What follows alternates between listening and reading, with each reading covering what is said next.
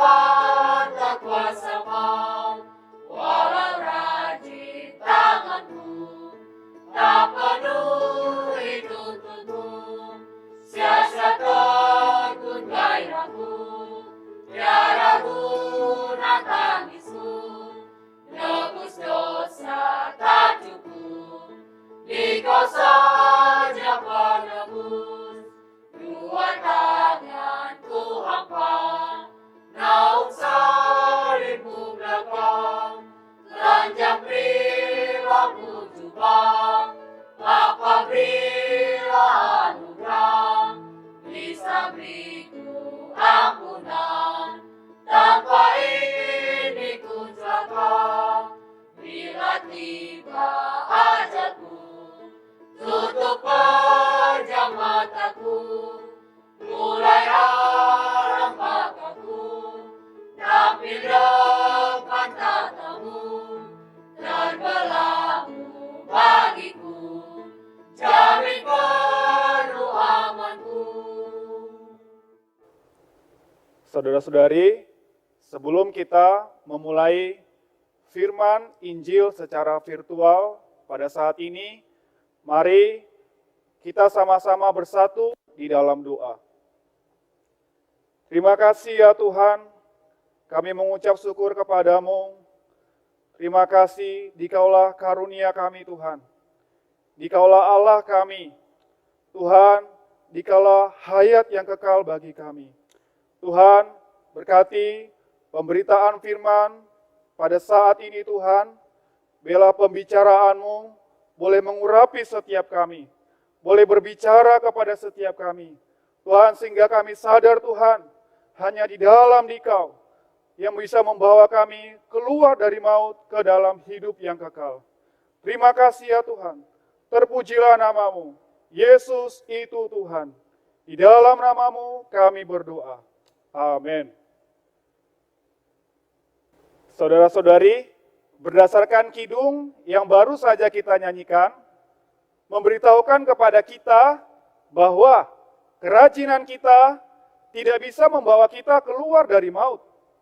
Gairah kita tidak bisa membawa kita keluar dari maut. Hanya Kristus yang dapat menebus kita. Hanya Kristus yang dapat membawa kita keluar dari maut. Karena itu saudara-saudari, mari kita sama-sama membaca firman Tuhan di dalam Roma pasal 6 ayat 23. Sebab upah dosa ialah maut, tetapi karunia Allah ialah hidup yang kekal dalam Kristus Yesus Tuhan kita. Saudara-saudari, maut atau kematian adalah satu persoalan yang besar dalam hidup manusia. Bahkan, maut adalah hal yang paling ditakuti oleh manusia. Banyak kali manusia tahu mengenai maut. Dan banyak kali manusia mengerti bahwa pasti ada maut.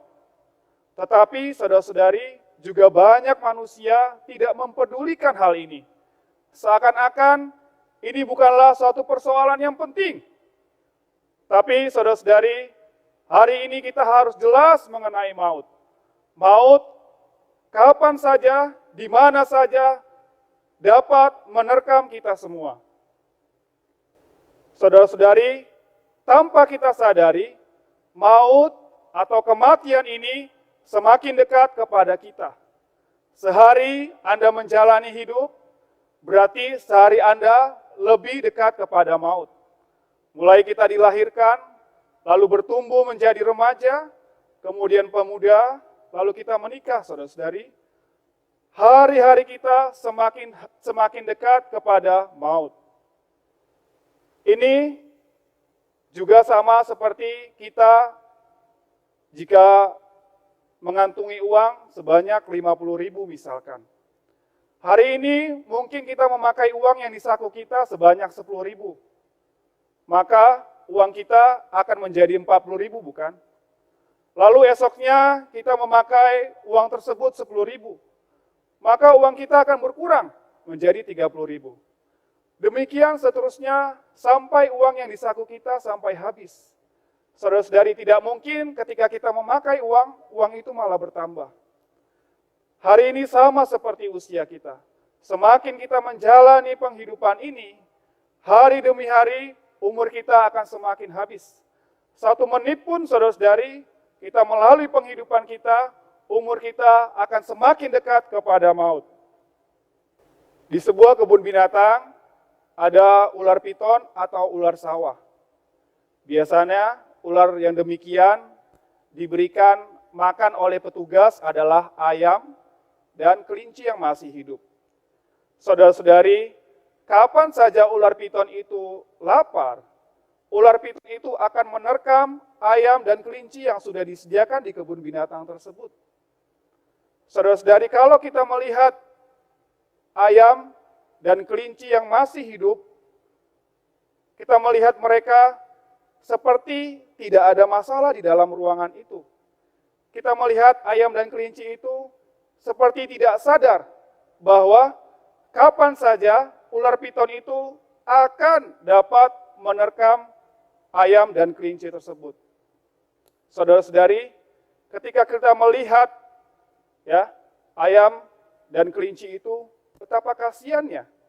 Sewaktu-waktu mereka dapat diterkam oleh ular piton tersebut.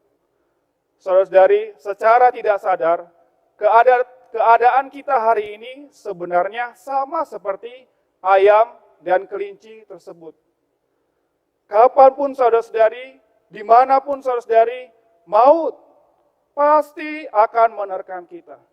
Kita hanya tinggal menunggu waktunya yang tepat, menunggu waktu yang sudah diatur oleh Tuhan, kita akan diterkam oleh maut. Saudari, teman-teman sekalian, maut tidak bersimpati sedikit pun kepada Anda. Tidak peduli bagaimana situasi Anda, bagaimana kondisi Anda, apapun pangkat Anda, maut tetaplah maut. Akan ada waktunya, maut akan menelan Anda, juga akan menelan kita semua. Lalu, dari manakah asalnya maut, saudara-saudari? Roma pasal 6 ayat 23 mengatakan, sebab upah dosa ialah maut. Saudara-saudariku, teman-teman sekalian, Bapak Ibu, maut berasal dari dosa. Sejak kejatuhan manusia ke dalam dosa, disitulah timbul maut.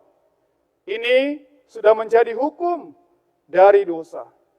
Lalu, pertanyaan selanjutnya, siapa yang berkuasa atas maut ini?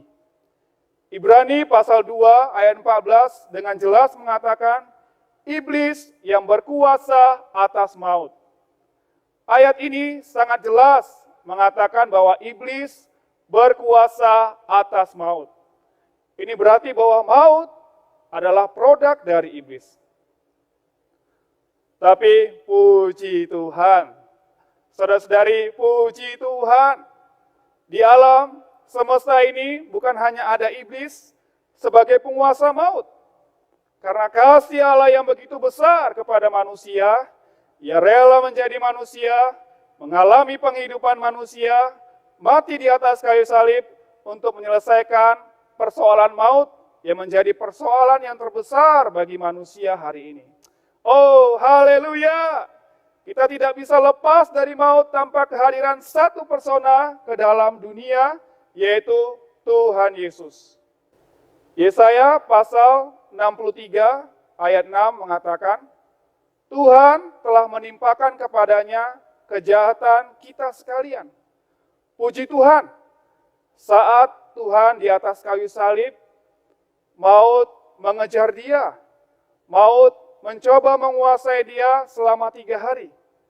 Tapi, saudara-saudari, maut gagal menguasai Tuhan. Tuhan menang atas maut. Haleluya! Kebangkitannya membawa kita menang atas maut. Maut tidak berdaya, maut tidak bisa menguasai Tuhan. Sekarang, maut bahkan sudah berada di bawah kaki Tuhan. Tidak saja memusnahkan maut, tetapi melalui kematian Tuhan, ia memusnahkan iblis yang berkuasa atas maut. Saudara-saudari, persoalannya sekarang ialah Anda memilih yang mana? Memilih kematian, memilih maut, atau hidup yang kekal? Kalau Anda tidak mau Tuhan Yesus, maka Anda tidak akan lepas dari kuasa maut. Dengan sendirinya pula, maut adalah akhir dari Anda. Satu hari Anda akan meninggalkan dunia ini. Waktu itu kematianlah yang menemani Anda masuk ke dalam neraka. Tetapi sebaliknya, kalau Anda menerima karunia keselamatan daripada Tuhan, Anda percaya Tuhan Yesus dan menerimanya sebagai juru selamat Anda, maka ia dapat memindahkan Anda dari kuasa maut ke dalam hidup. Ia dapat memindahkan Anda dari kuasa maut ke dalam hayat yang kekal. Karena itu, saudara-saudari, Tuhan Yesus dengan jelas mengatakan di dalam Yohanes pasal 5 ayat 24, siapa saja yang mendengar perkataanku dan percaya kepada Dia yang mengutus aku, ia mempunyai hidup yang kekal dan tidak turut dihukum. Sebab ia sudah pindah dari dalam maut ke dalam hidup. Saudara-saudari, ada paling tidak dua hal yang harus kita lakukan di dalam ayat ini. Yang pertama, saudara-saudari, siapa saja yang mendengarkan perkataanku. Hari ini, saudara-saudari sudah mendengarkan perkataan Tuhan. Lalu apa yang harus saudara-saudari lakukan? Puji Tuhan, percayalah kepada Dia yang mengutus aku. Percayalah kepada Tuhan, maka Ia akan menjadi hidup yang kekal, menjadi hayat yang kekal di dalam diri Anda. Dan Anda tidak akan dibawa ke dalam jerat hukum. Bahkan, Ia akan memindahkan Anda dari dalam maut ke dalam hidup. Dari dalam maut ke dalam hayat. Saudara-saudari, di ayat sebelumnya, kita perlu mendengarkan perkataan Tuhan, kita perlu percaya kepada Tuhan. Ya, percaya bukan saja kita menganggukkan kepala, percaya bukan saja kita menerima satu perkataan, tetapi percaya juga kita menerima satu persona masuk ke dalam kita. Percaya juga perlu memiliki satu tindakan. Yohanes pasal 3 ayat 5 mengatakan, jawab Yesus, aku berkata kepadamu, sesungguhnya jika seorang tidak dilahirkan dari air dan roh, ia tidak dapat masuk ke dalam kerajaan Allah. Saudara-saudari, setelah Anda percaya, ada satu hal praktis yang perlu Anda lakukan. Dilahirkan dari air dan roh. Dilahirkan dari air, ini adalah berkaitan dengan pembaptisan yang dilakukan oleh Yohanes. Kita perlu dikuburkan, manusia lama kita dikuburkan, kita diselam, kemudian roh Tuhan masuk ke dalam kita. Kita dilahirkan kembali. Dan kita keluar dari maut. Kita masuk ke dalam kerajaan Allah. Saudara-saudari, jika Anda demikian menerima karunia keselamatan Allah, percaya dan menerima karya keselamatan yang telah Allah kerjakan di dalam Yesus Kristus, dan memberi diri dibaptis ke dalam air dan roh, maka Anda sepenuhnya telah berpindah dari dalam maut ke dalam hidup. Pindah dari wilayah kerajaan iblis masuk ke dalam wilayah kerajaan Allah. Puji Tuhan. Hari ini keputusannya ada di dalam diri Anda.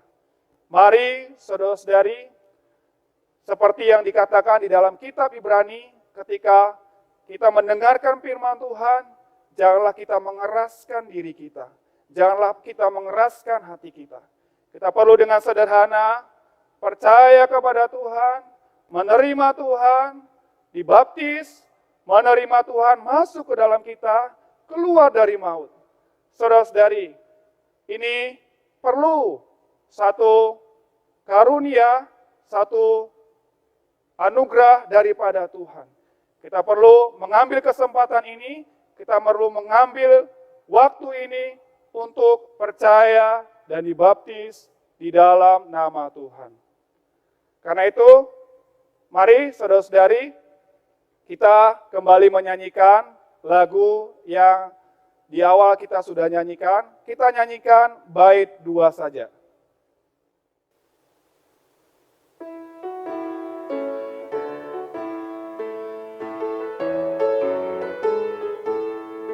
Walau rajin tanganku, tak peduli tuntutmu, sia-sia tegun gairahku, tiada guna tangisku, nebus dosa tak cukup, Dikau saja penebus.